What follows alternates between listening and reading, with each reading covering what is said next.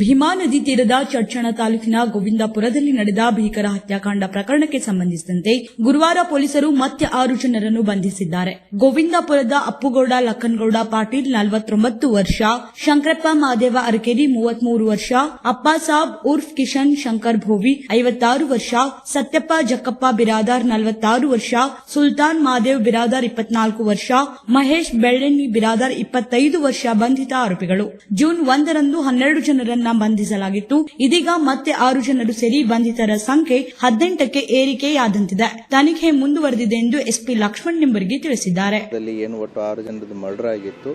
ಅದಕ್ಕೆ ಸಂಬಂಧಪಟ್ಟಂತೆ ಈಗಾಗಲೇ ಪ್ರಕರಣ ದಾಖಲಾಗಿ ತನಿಖಾ ತಂಡವನ್ನು ರಚನೆ ಮಾಡಲಾಗಿದೆ.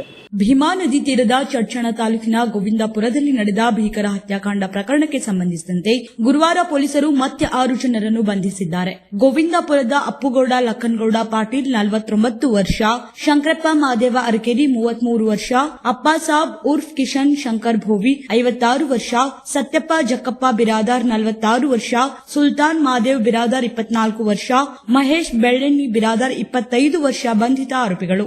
ಜೂನ್ 1 ರಂದು 12 ಜನರನ್ನ ಬಂಧಿಸಲಾಗಿತ್ತು. ಇದೀಗ ಮತ್ತೆ 6 ಜನರು ಸೇರಿ ಬಂಧಿತರ ಸಂಖ್ಯೆ 18ಕ್ಕೆ ಏರಿಕೆಯಾದಂತಿದೆ. ತನಿಖೆ ಮುಂದುವರೆದಿದೆ ಎಂದು ಎಸ್ಪಿ ಲಕ್ಷ್ಮಣ್ ನಿಂಬರ್ಗಿ ತಿಳಿಸಿದ್ದಾರೆ.